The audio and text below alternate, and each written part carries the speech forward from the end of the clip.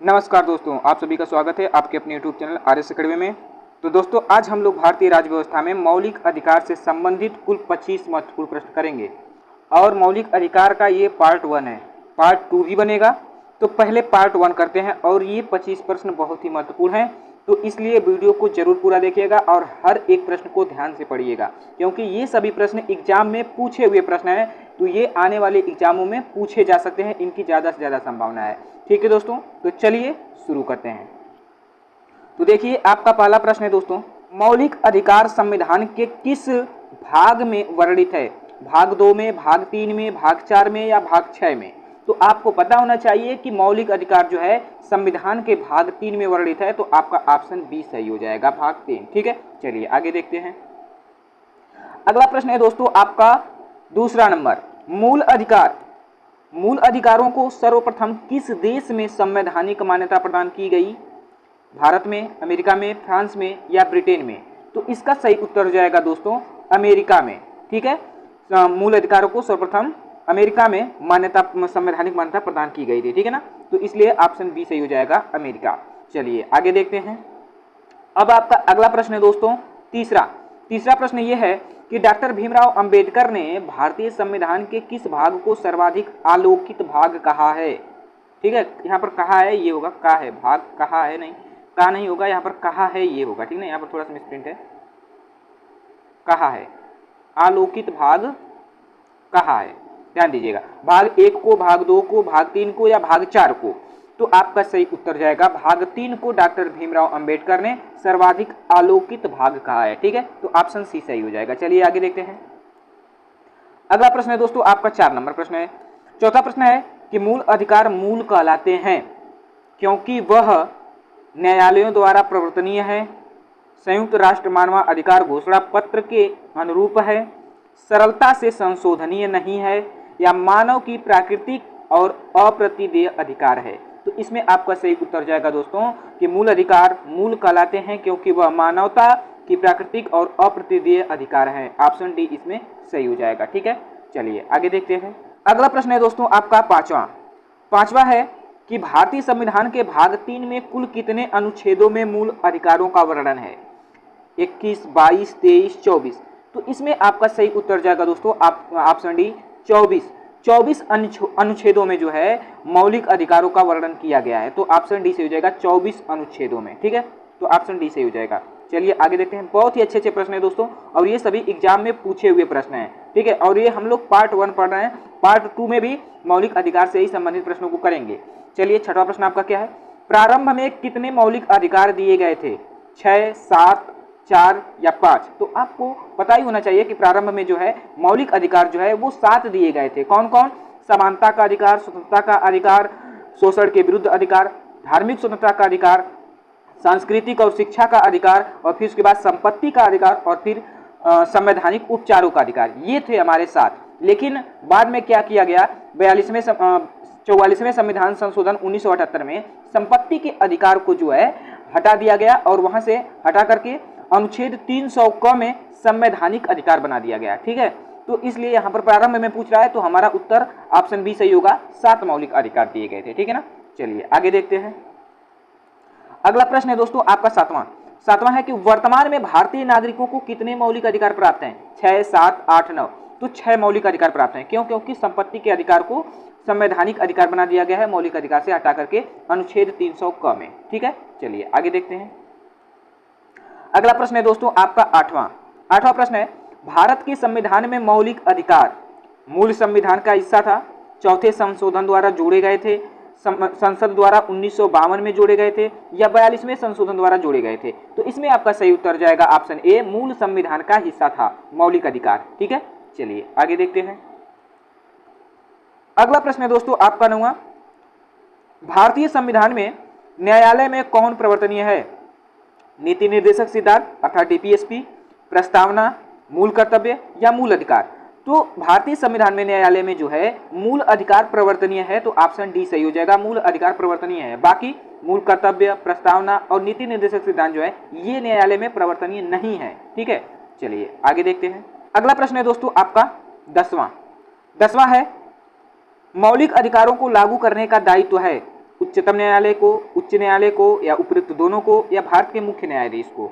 तो इसमें आपका सही उत्तर जाएगा दोस्तों ऑप्शन सी, उपयुक्त दोनों को। जो ऊपर दो लिखे हुए हैं, उच्चतम न्यायालय और उच्च न्यायालय, इन दोनों को जो है लागू करने का दायित्व है, ठीक है, मूल अधिकारों को। तो ऑप्शन सी सही हो जाएगा। चलिए आगे देखते हैं। अगला प्रश्न है दोस्तों आपका 11 नंबर प्रश्न है कि मौलिक अधिकारों का निलंबन कौन कर सकता है? प्रधानमंत्री, राष्ट्रपति, संसद या सर्वोच्च न्यायालय? तो इसमें आपका सही उत्तर जाएगा राष्ट्रपति जो है मूल अधिकारों को निलंबन कर सकता है, ठीक है। बहुत ही अच्छा प्रश्न था, ध्यान दीजिएगा इसको। चलिए आगे देखते हैं। अगला प्रश्न है दोस्तों आपका 12वां है कि मौलिक अधिकारों के बारे में सुनवाई करने का अधिकार निम्न को प्रदान किया गया है? सर्वोच्च न्यायालय को, उच्च न्यायालय को, प्रधानमंत्री को, या इनमें से कोई नहीं? तो मौलिक अधिकारों के बारे में सुनवाई करने का अधिकार जो है ये सर्वोच्च न्यायालय को प्रदान किया गया है। तो ऑप्शन ए सही हो जाएगा, सर्वोच्च न्यायालय, ठीक है दोस्तों। चलिए आगे चलते हैं। और दोस्तों अगर वीडियो अच्छा लग रहा हो तो वीडियो को लाइक और शेयर जरूर कर दीजिएगा और चैनल को सब्सक्राइब करना बिल्कुल मत भूलिएगा। अगला प्रश्न है दोस्तों आपका 13वां, संविधान में उद्घोषित मौलिक अधिकारों में संशोधन किया जा सकता है केवल राष्ट्रपति द्वारा, सर्वोच्च न्यायालय द्वारा, संसद द्वारा, या उपयुक्त में से कोई नहीं? तो इसमें आपका सही उत्तर जाएगा दोस्तों संसद द्वारा जो है संविधान में उद्घोषित मौलिक अधिकारों को संशोधन किया जा सकता है। संसद किस अनुच्छेद के द्वारा संशोधन कर सकता है? तो अनुच्छेद 368 अनुच्छेद पर आधारित प्रश्नों को अगर मैंने कराया है, अगर उसको आप लोग देखे होंगे तो इसका उत्तर आप लोगों को पता रहा होगा, ठीक है। चलिए, तो अगर नहीं पता है तो जान लीजिए। और अनुच्छेद पर आधारित प्रश्न मैंने करा दिया है, तो उस वीडियो को आप लोग जरूर जाकर देख लीजिए, ठीक है। चलिए, तो इसमें आपका संसद द्वारा ये सही हो जाएगा। चलिए आगे देखते हैं। अगला प्रश्न है दोस्तों आपका 14वां, भारतीय नागरिकों को प्रदान किए गए मूल अधिकार को निलंबित नहीं किया जा सकता है, निलंबित किया जा सकता है, या किसी भी परिस्थिति में निलंबित नहीं किया जा सकता, या उपरोक्त में से कोई नहीं? तो इसका सही उत्तर जाएगा दोस्तों निलंबित किया जा सकता है, ठीक है। ऑप्शन बी सही हो जाएगा, निलंबित किया जा सकता है, ठीक है ना। भारतीय नागरिकों को प्रदान जो किए गए हैं मूल अधिकार, उसको निलंबित किया जा सकता है, ठीक है ना। तो ऑप्शन बी सही हो जाएगा। चलिए आगे देखते हैं। अगला प्रश्न है दोस्तों आपका 15 नंबर प्रश्न है कि निम्नलिखित में से कौन से मामले उच्च न्यायालय तथा उच्चतम न्यायालय की अधिकारिता में आते हैं? केंद्र व राज्यों के बीच विवाद, राज्यों के परस्पर विवाद, मूल अधिकार का प्रवर्तन, या संविधान के उल्लंघन में संरक्षण? तो इसमें आपका सही उत्तर जाएगा मूल अधिकार का परिवर्तन। ऑप्शन सी सही हो जाएगा। ये जो है उच्च न्यायालय और उच्चतम न्यायालय के अधिकारिता में आते हैं, ठीक है, मूल अधिकार का प्रवर्तन। तो इसमें ऑप्शन सी सही हो जाएगा। चलिए आगे देखते हैं। अगला है दोस्तों आपका 16 नंबर प्रश्न। 16वां है, भारतीय संविधान के अंतर्गत मूल अधिकारों का संरक्षक कौन है?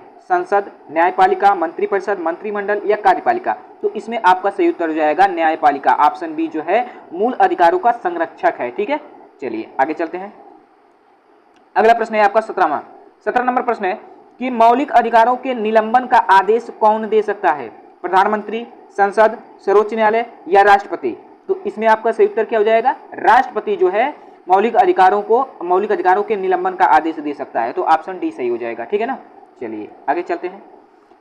अगला प्रश्न है दोस्तों आपका 18वां, मूल अधिकारों पर आवश्यक प्रतिबंध लगाने का अधिकार किसको है? राष्ट्रपति को, संसद को, न्यायपालिका को, या इनमें से कोई नहीं? तो इसमें आपका सही उत्तर जाएगा दोस्तों संसद को जो है मौलिक अधिकारों पर आवश्यक प्रतिबंध लगाने का अधिकार है। तो ऑप्शन बी सही हो जाएगा, ठीक ना, संसद को। चलिए आगे देखते हैं। अगला प्रश्न है दोस्तों आपका 19वां प्रश्न है कि मौलिक अधिकारों का प्रमुख उद्देश्य है समाज के समाजवादी ढांचे को बढ़ावा देना, व्यक्तिगत स्वतंत्रता को सुनिश्चित करना, न्यायपालिका की स्वतंत्रता को सुनिश्चित करना, या उपयुक्त सभी को सुनिश्चित करना? तो इसमें आपका सही उत्तर जाएगा दोस्तों व्यक्तिगत स्वतंत्रता को सुनिश्चित करना। ऑप्शन बी सही हो जाएगा, ठीक है। और वैसे भी दोस्तों ये सभी लोगों को अपना मौलिक कर्तव्य जो है, ये सभी लोगों को मौलिक अधिकार जो है और मौलिक कर्तव्य जो है ये जरूर पता रहना चाहिए, हर व्यक्ति को पता रहना चाहिए। तो इसलिए हर प्रश्न को जरूर ध्यान दीजिएगा, ठीक है। चलिए आगे देखते हैं। अगला प्रश्न है दोस्तों आपका 20वां, समानता का अधिकार भारतीय संविधान के किन 5 अनुच्छेदों में किया गया है? अनुच्छेद 5 से 9, अनुच्छेद 9 से 13, या अनुच्छेद 14 से 18, या अनुच्छेद 17 से 21? तो आपका सही उत्तर जाएगा अनुच्छेद 14 से 18 जो है समानता का अधिकार है, ठीक है। अनुच्छेद 14 से 18, 14, 15, 16, 17, 18 इन्हीं 5 अनुच्छेदों में समानता के अधिकार को बताया गया है, ठीक है ना। चलिए आगे देखते हैं। 21वां प्रश्न है, भारतीय संविधान की प्रस्तावना में प्रयुक्त समाजवाद शब्द को निम्नलिखित में से किन अनुच्छेदों के साथ मिलाकर पढ़ने से सर्वोच्च न्यायालय को समान कार्य के लिए, यहाँ पर ध्यान दीजिएगा, समान कार्य के लिए समान वेतन, समान कार्य के लिए समान वेतन का मौलिक अधिकार परिभाषित करने की शक्ति प्राप्त हुई है। अनुच्छेद 14 में, अनुच्छेद 14-15 में, या अनुच्छेद 14-15-16 में, या अनुच्छेद 14-16 में। तो इसमें आपका सही उत्तर हो जाएगा अनुच्छेद 14-15-16 में। ठीक है, समान वेतन, समान कार्य के लिए समान वेतन का मौलिक अधिकार ये जो है परिभाषित करने की शक्ति मिली है। अगला प्रश्न है दोस्तों आपका, अगला प्रश्न है 22वां है, विधि के सामने समानता का अधिकार है नागरिक अधिकार, आर्थिक अधिकार, या सामाजिक अधिकार, या राजनैतिक अधिकार। तो विधि के सामने जो है समानता का अधिकार नागरिक अधिकार है, तो ऑप्शन ए सही हो जाएगा, नागरिक अधिकार। ठीक है ना, ये विधि के सामने जो है समानता का अधिकार नागरिक अधिकार है। ठीक है ना, चलिए आगे देखते हैं 23वां। तो अब आपका 23वां प्रश्न है दोस्तों, भारतीय संविधान का कौन सा अनुच्छेद छुआछूत उन्मूलन से संबंधित है? अनुच्छेद 14, 15, 17, 18। तो इसमें आपका सही उत्तर हो जाएगा अनुच्छेद 17 जो है छुआछूत उन्मूलन से संबंधित है, तो ऑप्शन सी सही हो जाएगा। ठीक है, चलिए आगे देखते हैं 24वां। 24 नंबर प्रश्न है दोस्तों आपका, समानता का अधिकार भारतीयों के लिए सुनिश्चित करता है धार्मिक समानता, आर्थिक समानता, सामाजिक समानता, या उपयुक्त सभी। तो इसमें आपका सही उत्तर हो जाएगा उपयुक्त सभी। धार्मिक समानता, आर्थिक समानता, सामाजिक समानता, तीनों को सुनिश्चित करता है समानता का अधिकार। ठीक है, तो इसलिए ऑप्शन डी सही हो जाएगा, उपयुक्त सभी। चलिए आगे देखते हैं। अब आपका 25वां प्रश्न है दोस्तों, 25वां प्रश्न है कि संविधान के किस अनुच्छेद के प्रावधानों के अंतर्गत भारत सरकार द्वारा भारत रत्न, पद्म विभूषण आदि अलंकरण प्रदान किए जाते हैं? अनुच्छेद 15, 18, 21, 23। तो इसमें आपका सही उत्तर जाएगा दोस्तों अनुच्छेद 18, ऑप्शन बी सही हो जाएगा। ठीक है, चलिए एक क्वेश्चन और है 26वां, और इसका उत्तर आप लोग कमेंट बॉक्स में दीजिएगा, और अगर नहीं दे पाएंगे तो अगले वीडियो में जो है पार्ट 2 जब मौलिक अधिकार का बनाएंगे तो उसमें इसका जवाब हम जरूर देंगे। ठीक है, तो देखिए क्या प्रश्न है, 1995 में पारित अस्पृश्यता अपराध अधिनियम वर्तमान में किस नाम से जाना जाता है? अस्पृश्यता का मतलब समझ रहे हैं दोस्तों, छुआछूत, जो अनुच्छेद 17 के तहत उन्मूलन करता है। ठीक ना, वही अस्पृश्यता अपराध अधिनियम जो है वर्तमान में किस नाम से जाना जाता है? सिविल अधिकार अधिनियम, नागरिक भेदभाव संरक्षण अधिनियम, नागरिक संरक्षण अधिनियम, या सिविल अधिकार संरक्षण अधिनियम।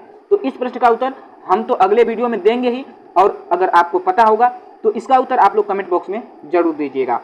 और वीडियो अगर अच्छा लगा होगा दोस्तों तो वीडियो को लाइक और शेयर जरूर कर दीजिएगा, और चैनल को सब्सक्राइब करना बिल्कुल मत भूलिएगा, क्योंकि अगले वीडियो में जो है हम लोग मौलिक अधिकार से संबंधित प्रश्नों को पार्ट 2 को पढ़ेंगे। ठीक है दोस्तों, तो चलिए मिलते हैं अगले वीडियो में।